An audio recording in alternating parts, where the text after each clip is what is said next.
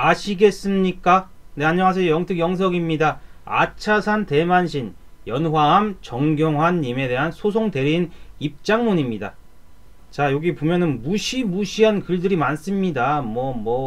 모욕죄 어쩌고저쩌고 뭐 비방할 목적 뭐 1년 이하 징역 뭐 이런 거 막 써놨거든요. 뭐 담당 변호사 전형환 성보장이 김영지 뭐 이런 식으로 해서 이게 써놨어요. 이거 이제 자랑스럽게 이렇게 써놓은 거예요. 근데 제가 아무리 생각해도 뭐 소송할 게 없거든요. 제가 뭐 잘못한 게 있다고 하면은 없어요. 그래서 제가 뭘 관련해 가지고 아차산 대만신에 대해서 연암 정경화 이 사람에 대해서 제가 분석한 것만 썼어요. 우리가 음식을 먹을 때요 막 이렇게 분석을 할 수가 있잖아요. 이건 맛이 없다, 맛이 있다, 뭐 이거는 시다, 새콤하다, 맵다 이런 얘기 할 수 있잖아요. 저는 오로지 그런 얘기를 한 겁니다. 제 내용을 한번 볼게요. 자, 우리 정경화 씨가 이런 얘기를 합니다.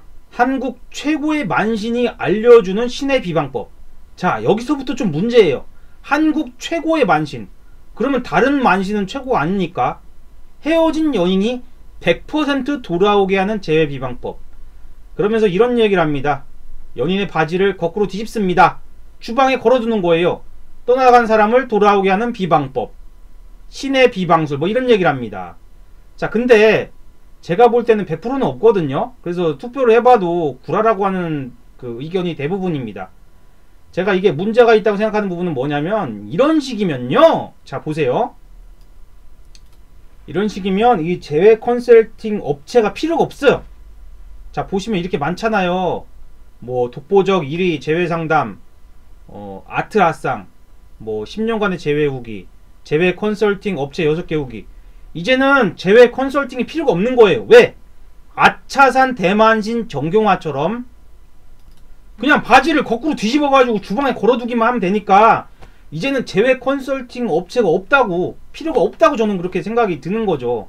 그래서 조금 어이가 없었다. 그래서 내 생각에는 좀 아닌 것 같다. 그 얘기를 좀 했을 뿐이고요. 두 번째는 뭐냐면 아차산 대만신 정경화가 서인영 결혼 예언이라는 걸 이제 하는데 뭐 최근에는 썸네일까지 바꿔갖고 뭐 대대적으로 홍보를 하는 것 같아요. 근데 이 대만신이 우울증이 있다는 얘기를 왜 안 하냐 이렇게 얘기를 하는데 서인영이 정말 뻔뻔스럽게도 정말 뻔뻔스럽습니다. 뭐 눈알이 360도 회전하면서 영문을 몰라가지고 우주로 발사되어 버린 서인영의 동공지진, 그 요코하마도 날려버릴 진도 10을 때려버리면서 한마디 내뱉는데 서인영이 이렇게 얘기합니다. 어떻게 알았지? 근데요, 서인영이 우울증이라는 것을 모르는 닌게는 아무도 없습니다. 2009년부터 우울증이라고 매체에 계속 노출이 됐다 이 말입니다. 자, 그리고 7분째부터 연암 정경화가 서인영 엄마가 빙이 돼갖고 우는데 이때도 눈물은 없어요. 얘가 예전에도 막 눈물을 흘리는데 흘리지는 않죠. 막 우열을 하는데 눈물을 안 흘려요. 저는 참 이게 참 어떻게 보면 대단하다 이렇게 봅니다.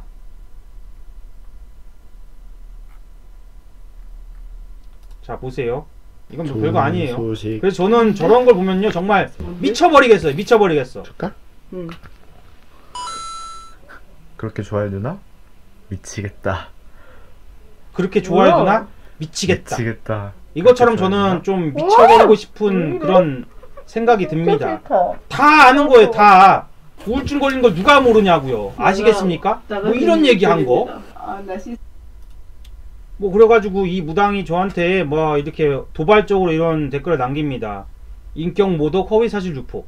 아니 본인이 유튜브에 올려놓은 것밖에 얘기 안 했는데 뭐가 허위사실 유포입니까? 예? 뭐 본인이 절 이런 식으로 글을 올려도 된다고 생각합니까? 이대로 넘어가지 않겠습니다. 반드시 고소를 해줄 테니 보세요. 막 이런 얘기를 합니다.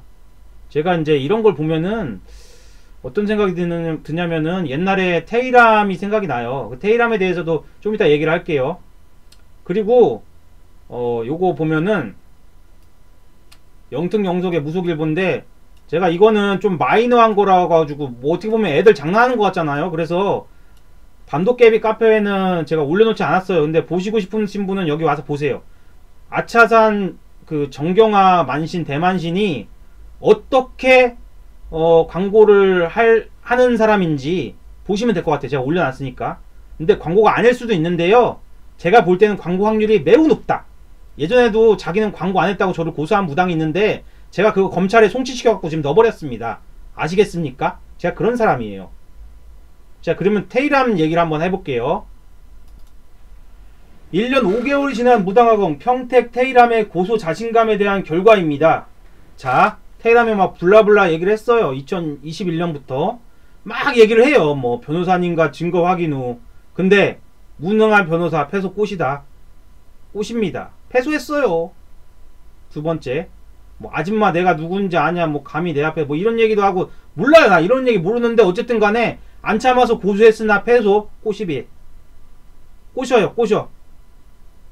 그리고 내가 한 말은 전부 사실이었으므로 이렇게 글 써가지고 발음 무당인 척해도 제자들이 안 좋은 이유로 무더기로 나간 건 사실입니다. 몽땅 패소 꽃이다. 밤도깨비 회원들은 죄가 없어요. 본인이 저지른 일입니다. 뭐 잘났다고 글을 장황하게 써놨어요. 그래봤자 패소 꽃이다. 뭐 제가 욕을 했다는데 욕은 안 했어요. 허위사실 유포 꽃이다. 패소 꽃이다. 그리고 자발적인 의사 뭐 이런 얘기 하는데 어느 누가 수천만원 들여갖고 신구슬하고 제발로 나갈까. 저는 의심이 가는 거죠. 그래서 본인이 알아서 하세요. 본인들이. 어쨌든 패소 꽃이다. 고소한 거 패소, 항소한 거 패소, 패소무당. 나를 함부로 고소하고 패소했으면 사과 전화라도 해라. 테이람 너 때문에 내가 평택을 왔다 갔다 2번이나 했어. 이틀이 날라간 거야. 노가다로 따지면 하루 40만원이 날라간 꼴이다. 평택 테이람은 앞으로 나한테 까불지 말지어다. 아시겠습니까?